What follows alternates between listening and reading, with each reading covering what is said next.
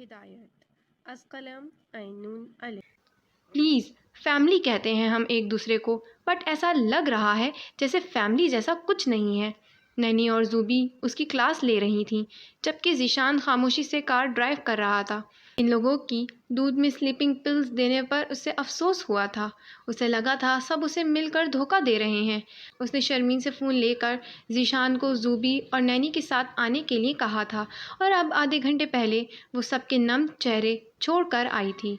وہ خود کنفیوز تھی، سب کیوں اس سے اب محبت کر رہے ہیں؟ ایسا کیا ہوا ہے کہ وہ لوگ گلٹی ہیں؟ ولید حسن اسے کیوں اب وائف ایکسیپٹ کر رہا ہے؟ اس کی کیئر، اس کا لمس، ہر چیز اسے بہت کنفیوز کر رہی تھی۔ تو تم نہیں بتاؤ گی؟ زوبیہ نے افسوس سے سر ہلایا۔ بتاؤں گی، پہلے گھر چلو، پین ہو رہا ہے۔ اوکے۔ ادھر ادھر کی باتوں سے وہ اس کا دل بہلانے لگی تھی۔ ذیشان، تم کیوں اتنے سائلنٹ ہو؟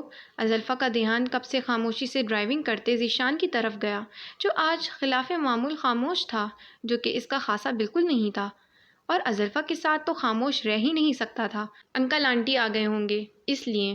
نینی نے اس کی خاموشی کی وجہ بتائی۔ ازلفا یہ سن کر یکدم خاموش ہوئی تھی۔ چلو میڈم۔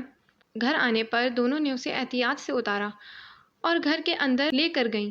ذیشان نے اٹھانے کی آفر کی تو پہلی بار اس نے اسے منع کر دیا، حالانکہ وہ اس کا فاسٹر برادر تھا۔ گھر میں قدم رکھتے ہی ایک تیز چنگھاڑتی ہوئی آواز کانوں سے ٹکرائی تھی، جیسے کوئی بہت غصے میں کسی پر برس رہا ہو۔ اسے ایک پل میں ساری بات سمجھ میں آئی تھی۔ وہ کانفرنس کال پر بات کر رہا تھا جب موہت پریشان سا اسے بلانے آیا۔ اس نے بات کر کے فون رکھا۔ بھائی جلدی چلیں۔ اس کا ہاتھ پکڑ کر باہر لے جانا چاہا۔ کیا ہوا ہے موہت؟ All okay? اس کو پریشان دیکھ کر تیز تیز قدم اٹھاتا وہ باہر آیا، جہاں سب لوگ ایک ہی جگہ کھڑے ہو کر کوئی تماشا دیکھ رہے تھے۔ انویسٹرز بھی آ چکے تھے اور گھر کے دوسرے مرد بھی۔ وہ الجھتا ہوا اس بھیڑ کے پاس آیا۔ اس کی نظر ابھی تک اسکرین پر نہیں پڑی تھی۔ کیا ہو رہا ہے یہ؟ اور گیسٹ کو روم میں کیوں نہیں پہنچایا؟ حذیفہ کو بول کر اسے سامنے دیکھا، اور پھر جیسے جیسے دیکھ رہا تھا اس کا چہرہ سرخ ہوتا جا رہا تھا۔ یہ کیا ہے مسٹر بخاری؟ آپ اور اس طرح کی ایکٹیویٹیز؟ ہر کوئی تذکرہ کر رہا تھا۔ جو لوگ اس کے پیچھے اس کے بارے میں کہنے کی ہمت نہیں کرتے تھے، آج اس کے سامنے اس کے شفاف کردار کے بارے میں سوال اٹھا رہے تھے۔ کون کیا کہہ رہا تھا اسے سنائی نہیں دے رہا تھا۔ اس کی نظریں تو اسکرین پر جمی تھیں، جہاں وہ بنا شرٹ کے ایک لڑکی کو گود میں لیے کھڑا تھا۔ اس لڑکی کا چہرہ اس کے سینے میں چھپا ہونے کی وجہ سے واضح نہیں تھا، مگر اس کی پہچان صاف تھی۔ دوسری میں وہ گاڑی میں بیٹھی ہوئی لڑکی پر اس طرح جھکا ہوا تھا جو دیکھنے والوں کو بے حیائی کا تاثر دیتا اور دے رہا تھا۔ کسی ماہر انسان نے بہت ہی واہیات لک کے ساتھ یہ پکچرز کلک کی تھیں۔ اسے سمجھنے میں وقت نہیں لگا تھا کہ یہ کام کس کا ہے۔ مسٹر بخاری، واٹ از دس؟ آپ کا کیریکٹر اتنا لوز ہے کہ روڈ پر شو دکھا دیا آپ نے۔ ہم لوگوں کو آپ لیگل انلیگل کا لیکچر دیتے ہیں، اب کیا کہیں گے؟ ہم لوگ نیک کام سمجھ کر آپ کے ساتھ کوآپریٹ کر رہے تھے، مگر آپ کے کردار کی یہ رنگینی ہمیں بہت کچھ سوچنے پر مجبور کر رہی ہے۔ دیکھیں، جو نظر آ رہا ہے ضروری نہیں وہ حقیقت ہو۔ اس کے گھر کے لوگ اسے سپورٹ کر رہے تھے، مگر وہ ان میں کوئی بھی ماننے کو تیار نہیں تھا، کیونکہ تصویر ایڈٹ نہیں، ریئل تھی، اور اس کے گھر کا کوئی بھی فرد ان لوگوں کی بکواس کا صحیح جواب نہیں دے پا رہا تھا۔ یہ تصویریں جھوٹی نہیں ہیں مسٹر بخاری۔ ولید حسن میرڈ نہیں ہے، اس کا مطلب یہ یا تو ان کی گرل فرینڈ ہے یا پھر مسٹریس الفاظ تھے یا پگھلا ہوا سیسہ جو ولید حسن کو جھلسا کر رکھ گیا تھا۔ Shut up, just shut up. اس کے یکدم چلانے پر سب خاموش ہو گئے تھے۔ ہاں، نہیں ہے یہ تصویریں جھوٹی، مگر آج میری نہیں، آپ لوگوں کی ریئلٹی کا پتہ چلا ہے۔ 5 سالوں سے میرا کریکٹر آپ لوگوں کے سامنے رہا ہے، اور میرا یہ اسٹاف ڈسگسٹنگ، جس کو ان تصویروں کی وجہ سے اس پروجیکٹ کو چھوڑنا ہے چھوڑ دے۔ ولید حسن اور اس کی فیملی اس کو پورا کرنے کے لیے کافی ہے۔ اور ایک بات اور، یہ تصویروں میں جو لڑکی ہے وہ میری بیوی ہے، جس کا کل رات ایکسیڈنٹ ہوا تھا۔ اگر آپ میں سے کسی کی بیوی کے ساتھ حادثہ پیش آئے تو آپ کیا کریں گے؟ سڑک پر لوگوں کی غذا بننے کے لیے چھوڑ دیں گے؟ اور اگر کوئی آپ کے اس کنسرن کو پکچرائز کر لے تو آپ کی بیوی آپ کی مسٹریس ہو جائے گی؟ ایسے ورکرز کے ساتھ ولید حسن کام تو دور کھڑے ہونا بھی پسند نہیں کرتا۔ ہر چیز وہاں کی ٹوٹی پڑی تھی، بالکل ولید حسن کے ضبط کی طرح۔ اس کے جانے کے بعد بالکل سناٹا چھا گیا تھا۔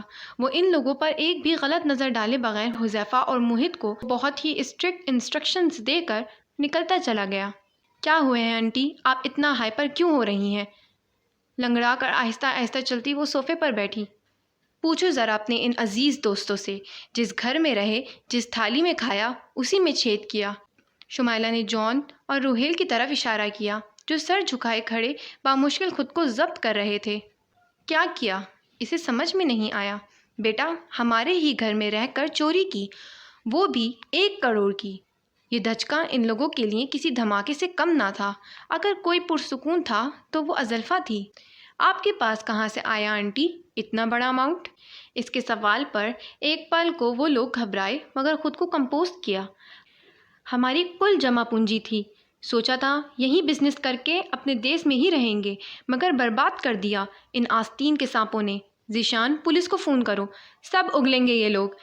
اس کے انکل نے بت بنے ذیشان کو حکم دیا۔ آپ اتنے کانفیڈنٹ کیسے ہیں کہ ان دونوں نے ہی چوری کی ہے؟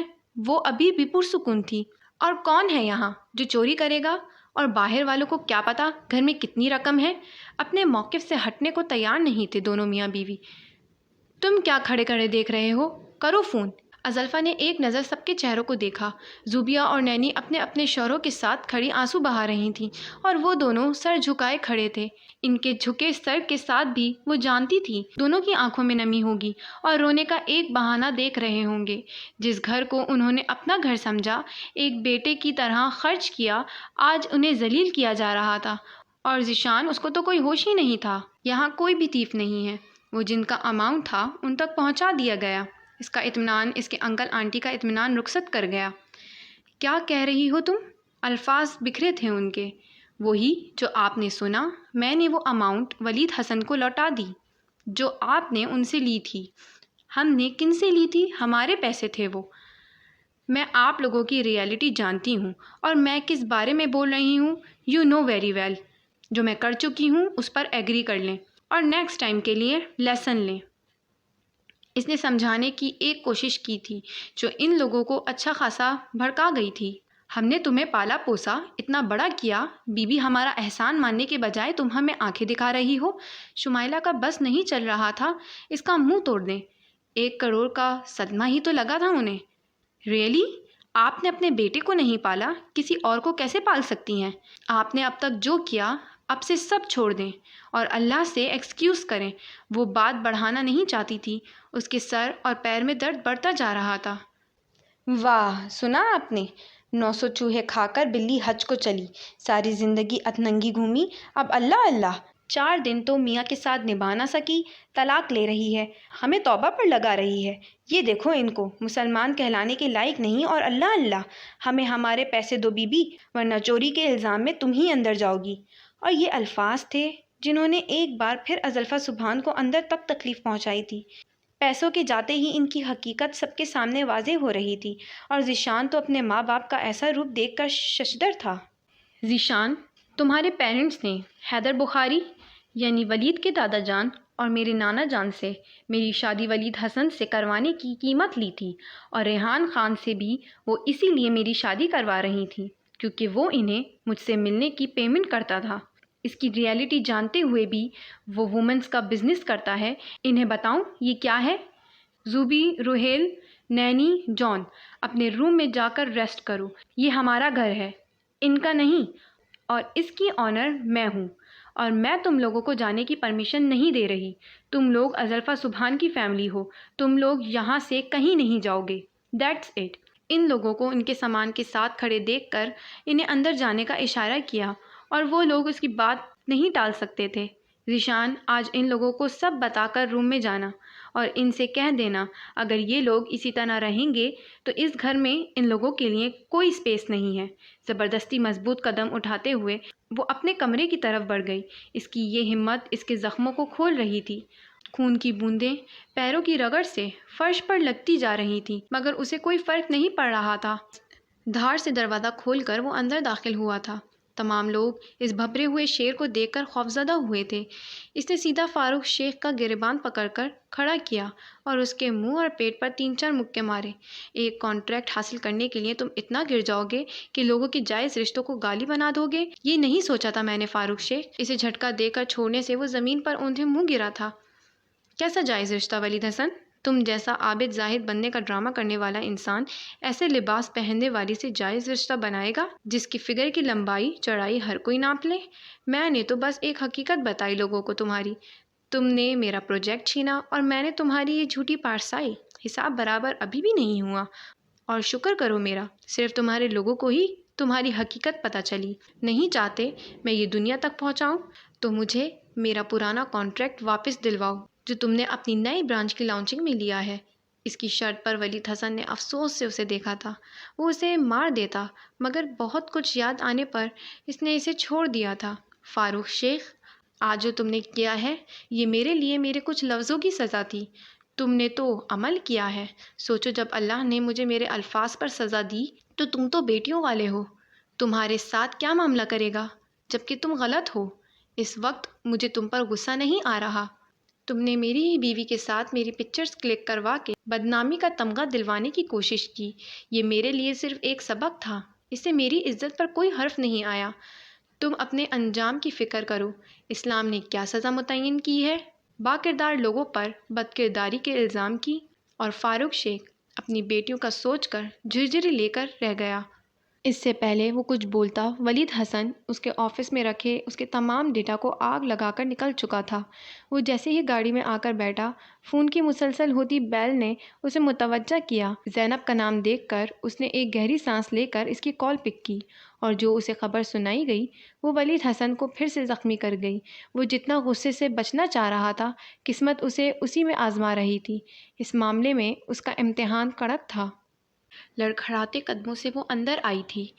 قدم جما کر چلنے سے درد میں اضافہ ہو رہا تھا، مگر جب تکلیف دل میں ہو تو جسم کی تکلیف نظر انداز ہو جاتی ہے۔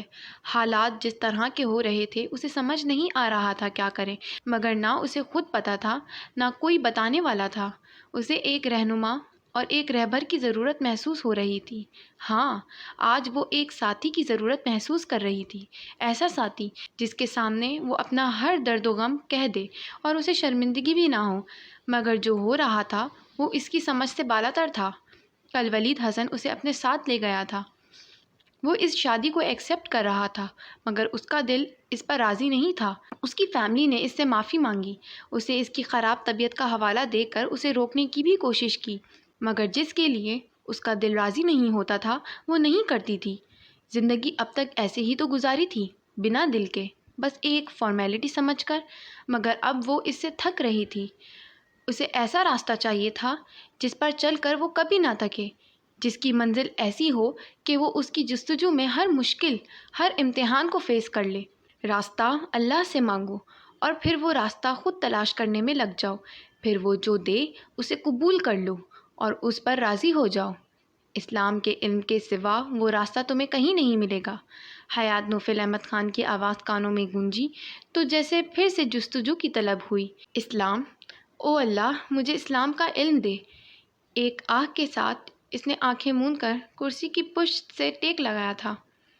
باہر سے ذیشان کے چلانے کی آوازیں آ رہی تھیں۔ وہ آج حقیقتاً اپنے والدین کو آئینہ دکھا رہا تھا۔ جو انہوں نے اب تک کیا تھا سب کا آج حساب لے رہا تھا۔ اب یا تو اس کا رزلٹ بہترین آنے والا تھا یا بدترین، اور اس نے بہترین ہونے کی دعا کی تھی۔ ذیشان کی آواز کے ساتھ اب دوسری آوازیں بھی شامل ہو رہی تھیں، مگر اس نے جاننے کی کوشش نہیں کی تھی۔ اس کا پیر اکڑنے لگا تھا، خون نکلنے سے پیر میں گیلا پن محسوس ہو رہا تھا، اور شاید اس کا چہرہ بھی۔ کوئی دروازہ کھول کر اندر آیا تھا۔ اس کی نظروں کی تپش پر اس نے آنکھیں کھول کر دیکھا اور پھر واپس موند لی۔ وہ واقعی اب ان سب حالات سے تھک گئی تھی، لوگوں سے، اپنے آپ سے۔ اب اسے جلد از جلد اپنی بے بسی، اپنی کمی اور اپنی بے سکونی کا علاج کرنا تھا۔ ابھی مسجد سے وہ مغرب کی نماز پڑھ کر گاڑی میں آ کر بیٹھا تھا۔ کل کی طرح موسم ابرو آلود ہو رہا تھا، آسمان کی سیاہی شدید بارش کا اعلان کر رہی تھی۔ تھوڑی دیر بعد واقعی بارش شروع ہو چکی تھی۔ اس سے پہلے وہ گاڑی سٹارٹ کرتا زینب کی کال آئی تھی۔ باری باری سب لوگ اسے کال کر رہے تھے، مگر اس کا ارادہ کسی سے بھی بات کرنے کا نہیں تھا۔ 6 گھنٹوں سے وہ یوں ہی بھٹک رہا تھا، مگر اب زینب کی کال دیکھ کر اسے ازلفا کی یاد آئی تھی۔ اس نے بےتابی سے کال ریسیو کی، اور جو خبر اس نے اسے سنائی تھی وہ اس کی تھکن اور تکلیف میں مزید اضافہ کر گئی تھی۔ آج اس کے ساتھ کیا ہو رہا تھا؟ ولید جیسا مضبوط انسان بھی ٹوٹ پھوٹ کا شکار ہو گیا تھا۔ زینب سے بات کرنے کے بعد وہ اس گھر کی دہلیز پر کھڑا تھا جہاں اس نے کبھی نہ آنے کی قسم کھائی تھی، اور اللہ انسان کو سچی جھوٹی تمام قسموں وعدوں سے آزماتا ہے۔ زندگی کا ایک نیا سبق اس نے آج سیکھا تھا۔ اب دیکھنا یہ تھا وہ اس سبق کو کتنا سمجھا تھا۔ میسج ٹون پر ایک بار پھر اس نے ان باکس کھولا تو دادا جان کا میسج دیکھ کر حیران ہوا۔ تم نے توبہ کی، مگر اللہ نے مکمل رضامندی نہیں دی، کیونکہ وہ صرف تمہارا رب نہیں ہے، وہ اس کا بھی رب ہے جس سے تم نے اس کے کردار پر انگلی اٹھا کر اس کی روح کو گھائل کیا، اور اللہ بہترین انصاف کرنے والا ہے۔ تم نے جیسی اسے تکلیف دی، اللہ نے بالکل ویسی ہی تکلیف تمہیں دی، بنا قصور اور بنا غلطی کے، اور وہ بہترین ستار ہے۔ تم نے جس بیوی کو تکلیف دی، اللہ نے اسی کو ذریعہ بنا کر تمہیں اس کا بدلہ دیا، تمہیں ظاہر کر کے اور اس کی ستاری کر کے بہترین انصاف کیا۔ اب یہ تم پر منحصر ہے کہ تم اس سے کیا سیکھتے ہو۔ ہم جانتے ہیں تمہارے ساتھ وہ لڑکی کوئی اور نہیں، ازلفا ہے۔ دادا جان کا میسج پڑھ کر وہ ساکت ہوا تھا۔ جس توبہ کی بنا پر وہ اتنا کچھ کر رہا تھا، فاروق شیخ کے آفس کی دھجیاں بکھیر کر آیا تھا، اصل معاملہ تو ازلفا کی معافی سے حل ہونے والا تھا۔ بات سمجھ آئی تو غصہ خود بخود کم ہوتا چلا گیا۔ دروازہ کھلا دیکھ کر اسے حیرت ہوئی تھی۔ وہ نوک کرنے ہی جا رہا تھا جب اندر سے آنے والی آوازوں پر بنا نوک کیے ہی داخل ہو گیا۔ اسے دیکھ کر وہ لوگ خاموش ہو گئے تھے۔ ذیشان کو دیکھا تو وہ تو رو رہا تھا۔ اس کے ماں باپ کروفر سے کھڑے اسے دیکھ رہے تھے۔ وہ ذیشان کے قریب جا کر کھڑا ہو گیا۔ ازلفا کہاں ہے؟ اس نے کچھ اور پوچھنا مناسب نہیں سمجھا۔ آپ کیا کرنے آئے ہیں اور کیا کرنا ہے آپ کو ازلفا سے؟ آپ کو آپ کی رقم واپس مل گئی ہے نا؟ تو اب آزاد کر دیں اسے، ورنہ ان جیسے لوگ آپ کے کرموں کی وجہ سے اس کا جینا حرام کر دیں گے۔ اس نے اپنے ماں باپ کی طرف اشارہ کیا جو ایسے کھڑے تھے جیسے مجرم عدالت میں کھڑا ہوتا ہے۔ ان لوگوں نے دھوکے سے شادی کروائی تھی آپ سے اس کی، مگر آپ لوگ تو اس سے بھی بڑے دھوکے باز نکلے۔ زوبیہ جو روم کا دروازہ بند کر رہی تھی، اسے دیکھ کر باقی لوگوں کو انفارم کرتی وہاں آ کھڑی ہوئی۔ سب اس سے طلاق کی وجہ پوچھ رہے تھے جو ازلفا نے کسی کو نہیں بتائی تھی۔ وہ یہاں اس کی اس خوبی کا متعارف ہوا تھا۔ آپ لوگوں کو ساری حقیقت جاننی ہے۔ اپنا سارا غصہ وہ دروازے کے باہر ہی پھینک آیا تھا۔ اب ازلفا کے معاملے میں اسے بہت کچھ پسے پشت ڈالنا تھا، ورنہ مسلمانوں سے بدگمان لڑکی اسلام سے ہی بدگمان رہے گی، اور یہ سب اس جیسے مسلمانوں کی وجہ سے ہی ہوتا ہے جو وہ ہونے نہیں دینا چاہتا تھا۔ ہاں، سب کچھ۔ اور یقین کرو اگر کوئی ایسی بات ہوئی جس سے ہماری ازلفا کو تکلیف پہنچی تو ہم تمہیں زندہ نہیں چھوڑیں گے۔ جان کے کہنے پر اس نے ایک گہرا سانس لیا تھا۔ یہ واقعی اس کے سالے تھے، بالکل مخلص، مگر انہیں اسلام کی طے کردہ حدود کو سمجھنا ضروری تھا، ورنہ ان کی اچھائی کسی کام نہیں آنے والی تھی۔ وہ ان سب کو ازلفا کے سامنے تمام حقیقت بتانے کا فیصلہ کرتا۔ اس کے روم میں آیا اور اس کا حال دیکھ کر اسے غصہ بھی آیا تھا اور طرز بھی۔ بلا وجہ زندگی الجھ گئی تھی، مگر کیا واقعی بلا وجہ ہی الجھی تھی یا قدرت کا کوئی اور ہی فیصلہ تھا؟ میں ولید حسن نہ صرف ازلفا کا ہسبینڈ ہوں بلکہ اس کا کزن بھی ہوں۔ حیدر بخاری صاحب کے 3 بچے، حسن، حسین، سمینہ۔ وہ ان لوگوں کو شروع سے تمام باتیں بتانے لگا۔ اس بیچ ازلفا نے ایک بار بھی آنکھیں کھول کر اسے نہیں دیکھا تھا۔ ولید کی نظریں اس کے پیر پر جمی ہوئی تھیں جو خون سے بالکل سرخ ہو چکا تھا، اور وہ سرخی فرش پر بھی ایک لکیر کی صورت میں لگی ہوئی تھی۔ میں نے دین معاشرے سے سیکھا، اسلام کو جاننے کی ضرورت محسوس ہی نہیں کی، ورنہ جان جاتا۔ اگر چھوٹے کپڑے پہننے والیاں غلط ہیں تو انہیں دیکھنے والے بھی اتنے ہی غلط ہیں، اور اللہ برابر انصاف کرنے والا ہے۔ میرے ساتھ بھی ہوا۔ وہ انہیں ازلفا سے کی گئی زیادتیاں اور آج کا پورا قصہ بتانے لگا۔ وہ اپنی غلطیوں سے سیکھنے والا اور پھر انہیں سدھارنے والا انسان تھا۔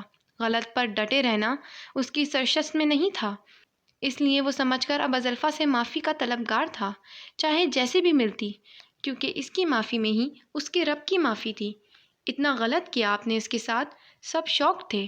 ازلفا نے اتنا کچھ سہا اور ان میں کسی کو بھی خبر نہیں۔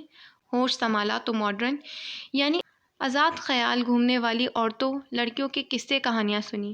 لوگوں کے ایمان اس فتنے سے متزلزل ہوئے، گھر کے گھر تباہ ہوئے، لوگ حلال کو چھوڑ کر حرام میں پڑے رہتے تھے۔ اسی وجہ سے آزاد خیال اور ماڈرن لڑکیوں سے نفرت ہو گئی، اور ازلفا سبحان سے اس لیے زیادہ تھی کیونکہ اس کی وجوہات دوسری تھیں۔ مگر میں غلط تھا۔ ہم لوگ معاشرے سے دین سیکھ کر اس پر چل رہے ہیں۔ اسلام نے کیا سکھایا ہے اسے سوچنے کی ضرورت ہی محسوس نہیں کرتے۔ لوگ کہتے ہیں چھوٹے چھوٹے کپڑے پہننے والی بے حیا۔ کوئی یوں نہیں کہتا کہ ان عورتوں کو بے باکی سے دیکھنے والا مرد بھی بے غیرت ہے۔ میں بھی اسی معاشرے کا ایک حصہ ہوں، مجھے بھی یہ جاننے میں وقت لگا، مگر معاشرے سے سیکھا جانے والا دین واقعی انسان کو کہیں کا نہیں چھوڑتا، اور اس کی ایک جھلک نہیں بلکہ پوری فلم دیکھ کر آیا ہوں۔ میں نے ازلفا کے لباس اور اس کے چند کام کی وجہ سے اس پر بد کرداری کا الزام لگایا، اور قدرت نے مجھ پر میرے الزام کی وجہ سے الزام لگوایا، وہ بھی میری اپنی بیوی کے ساتھ، اور پھر ان لوگوں کو آج کی روادہ سنانے لگا۔ ازلفا سن کر شاکڈ ہوئی تھی، مگر آنکھیں موندے خاموشی سے سن رہی تھی۔ اس کا دل تڑپ رہا تھا۔